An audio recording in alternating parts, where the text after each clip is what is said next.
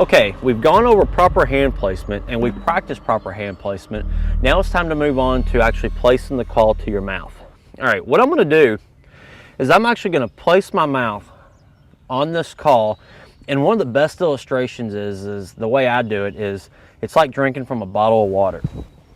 For example, when I drink from a bottle of water, I take my bottom lip and put it underneath the rim of the bottle, and then my top lip cuts off the top third of the bottle.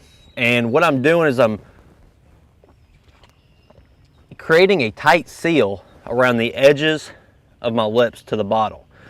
That's because I don't want water spilling out. It's just going to be very similar on a goose call because you don't want air to escape. So when I drink from a bottle of water, my bottom lip goes underneath the rim and my top lip cuts off the top third. And I'm exerting my lips forward so I make sure I don't spill any water. Now, as crude of an illustration as that is, when we apply it to the goose call, it's going to be very similar. I take my bottom lip, place it underneath the bottom rim of the call, and then my top lip cuts off the top third of the call. Now what I'm doing is my lips are very relaxed right now, okay? And then when I put the call up to my lips, I'm actually pushing my lips forward just slightly to create that seal. Because I don't want, as I'm calling, I don't want that call pushing my lips up against my teeth to where I'm gonna, bite my lip or anything like that. But at the same time, make sure you don't confuse that with puckering your lips up like you're gonna kiss someone. Because what that does is that's basically you're creating too much air constriction. A lot of guys will pucker up and then put the call to their mouth. You don't wanna do that. Put your bottom lip underneath the rim of the call, your top lip cutting off the top third, and then slightly push your lips against the call to create a seal.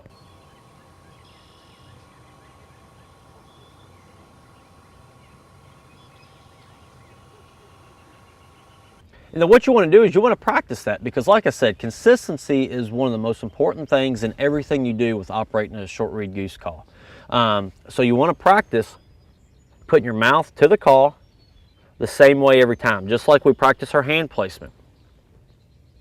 Now, once we get the call to our mouth, one thing you want to make sure you do is you don't want to tilt the call down too far, like this. And you don't want to tilt it up. What you want to do is you want to make sure the call is basically, again, parallel to the ground. We want everything to be consistent, because what's going to happen is also we want to make sure that our chin and our head is parallel to the ground also. Because if you tilt your head down while you're blowing the call, you're going to be cutting off your airflow, and you may not even realize it, and it's going to take more air than what it probably should.